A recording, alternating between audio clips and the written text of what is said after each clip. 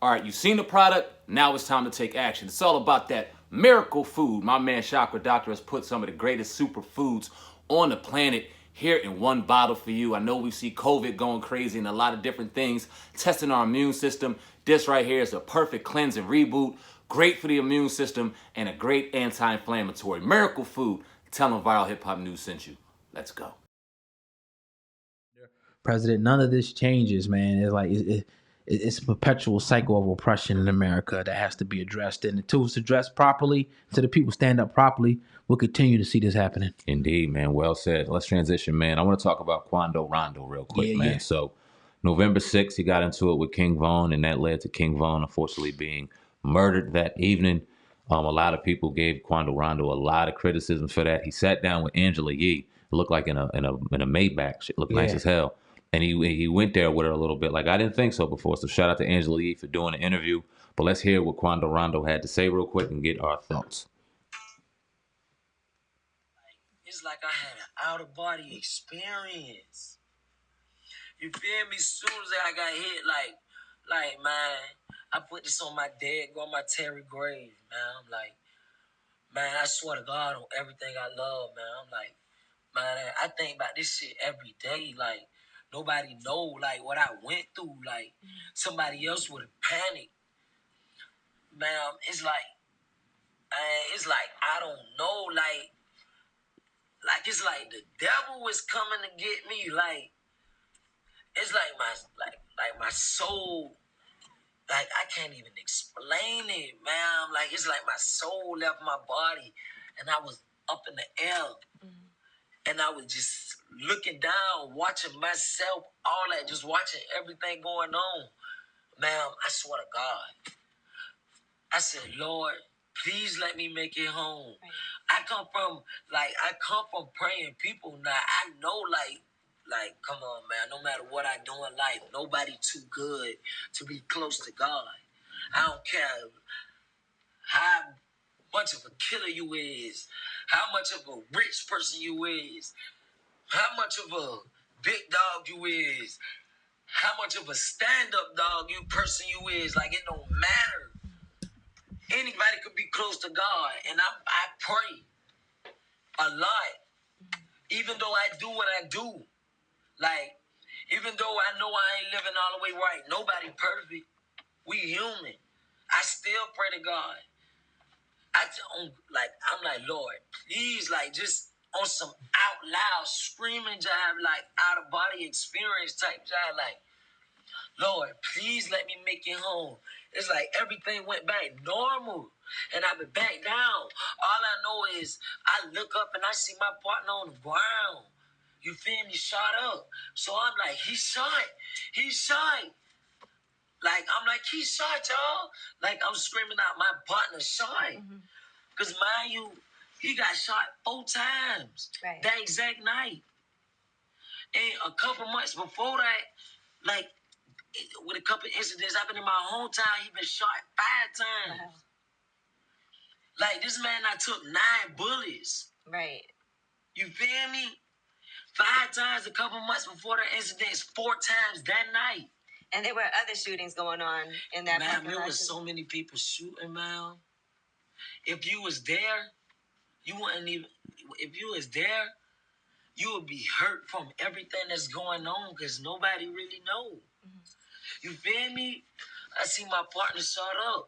Like, a lot of people saying that I was trying to take bro chain. Like, ma'am, this like being in Afghanistan and 2 soldiers shooting it out with 2 other soldiers and a bag of money in the middle of the ground. Ma'am, you think people in the middle of a shootout, you think so many bullets flying, you think people think about that bag of money?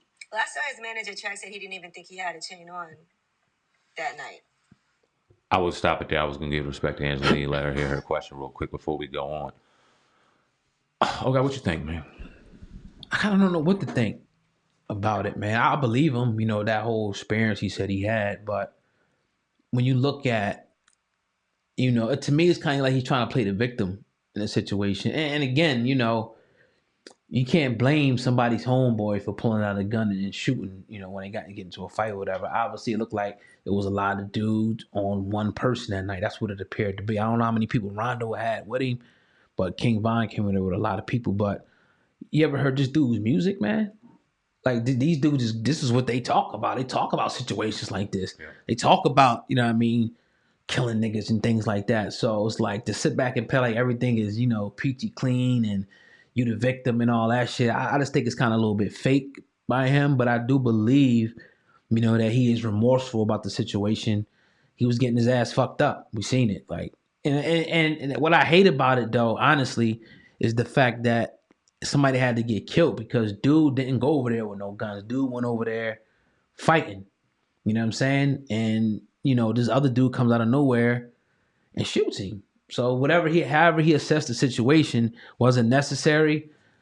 No, I don't think so. But in the court, it might be something different because if people know the whole self-defense thing, like a lot of people, if somebody hits you, in a lot of states, you have the right to defend yourself. I don't know what the law is if your friend getting hit.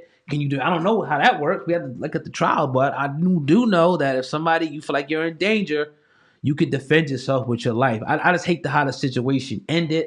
I'm not mad that King Von did what he did because he did some G shit. Like you got a problem with a dude, you go fight him. But even in the first part, Rondo tried to act like he had a problem with him. Yeah, which is like, what the fuck are you talking about? Like y'all was going back and forth with each other. So I think he's trying to play the victim at that point. I think he's a scared little kid for real, and he's hurt. Yeah, you articulated on everything I wanted to kind of go into, so I'm glad you did. I'll say this, man. These kids, and they're prisoners of war, dog. They really are. They POWs. They get thrown into this war zone, and then they get all of this money, and we can't justify anything that they're doing because at the end of the day, he knows. He's smart enough to know and look Angela Yee in the face and say, I know I ain't doing right. I know what I'm doing ain't right, but everybody ain't perfect, and he's right on that. But it's like we playing a game with real lives. People are out here dying. He looked her in the face and looked like he said it painful, man. All this shooting going on. Yeah. There was so much shooting going on, and it's like, God damn. And these kids out here having kids, so now them kids gonna grow out without dads, and is it just gonna be?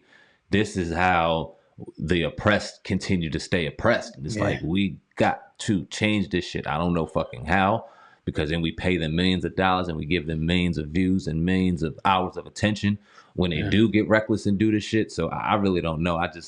Prisoners of war is the first thing I thought of when that video clip ended, man. They prisoners of war. I definitely agree. That's well said. We just got to try to find a way, man, to make sure that we know that another black life is valuable and don't take it. Like, you know what I mean? I understand, like, people get mad, they wrong you, but we got to just get to that point. And, obviously other races kill other races, but for us, we got to come to like, you know what, man? What about the forgiveness? You know what I mean? Forgive, forget, whatever, move on. But again, like you said, you in a war zone, you ask somebody to think rationally or act, in a certain way in a war zone, is probably, just, wishful thinking. I know how I feel around the presence of guns, just being around the presence of guns without them fucking popping off. If I heard them popping off every 5 seconds, or it was accustomed to me, I know a couple of screws would be loose in my motherfucking brain too. Definitely. It'd just be out of survival, man. Definitely. Yeah, pray for these brothers. Did we do a little Snoop yet, did we? Not yet. All right, so that's Yo, man, this is Sam Ant, CEO of Viral Hip Hop News. Listen, I appreciate each and every one of y'all who are going to check out this documentary. Shout out to my man Lonnie Fresh. Do me a favor, go to YouTube right now, go subscribe to Viral Hip Hop News, one of the best hip hop platforms out here right now. We also have The Hub, Hip Hop News Uncensored, of course, the podcast, the baddest podcast out, the Hip Hop Uncensored podcast. We drop 7 days a week, doing this thing 100% independent. There was not one day that I was at work on the Fresh Prince of Bel-Air that I wished I was somewhere else. Now let's talk about the Players Club, because I think, correct me if I'm wrong, that's like your first major role in a movie, right? Taking over the game. Really appreciate each and every one of y'all. You can grab merch on the YouTube site. You can talk to me on there and much more. Sam Ant, CEO of Viral Hip Hop News. Appreciate each and every one of y'all. Oh God, you the man, Cass. I spit white like a clan mask, and I'm a hustler.